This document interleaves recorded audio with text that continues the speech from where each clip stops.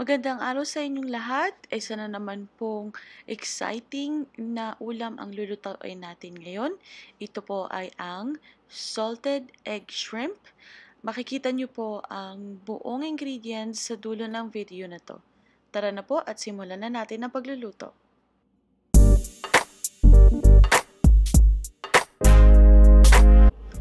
Kakailanganin natin ng butter,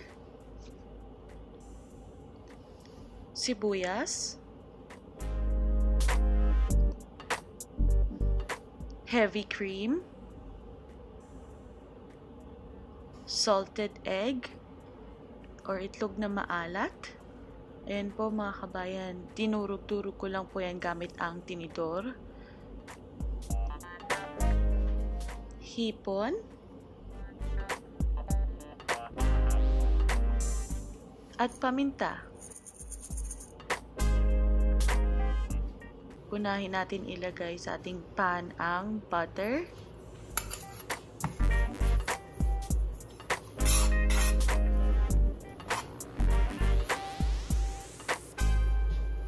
Pag natunaw na po ang butter, ilagay na po natin ang sibuyas.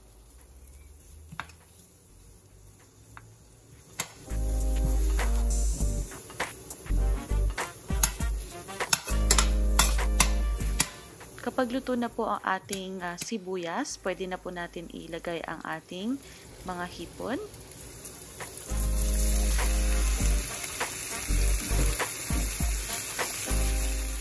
Haluin lang po natin sila para po mag-mix ang lasa ng butter, sibuyas, at ang shrimp.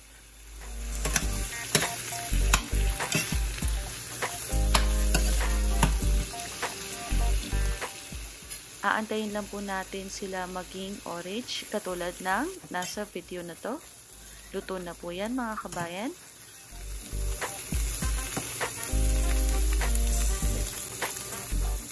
Ilagay na po natin ang heavy cream or mga kabayan, pwede nyo pong gamitin ang all-purpose cream sa pagluluto nitong salted egg shrimp.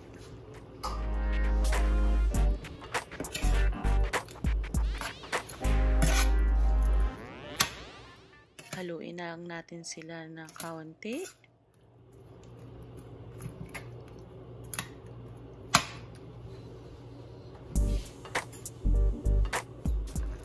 Kapag kumukulo na ang ating hipon, isunod na natin ilagay ang ating salted egg or itlog maalat.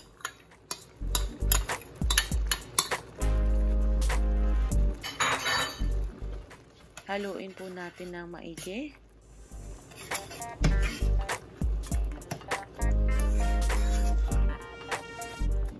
Para naman po sa mga mahihilig sa maaanghang na pagkain, pwede nyo rin po ito dagdagan ng kahit isa o dalawang sili.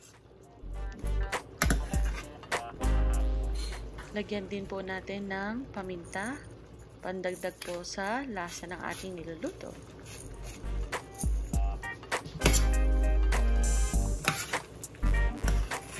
Ito na po ang ating napakasarap na salted egg shrimp. Naku mga kabayan, lutuin nyo na po to, tiyak na magugustuhan ito ng inyong pamilya.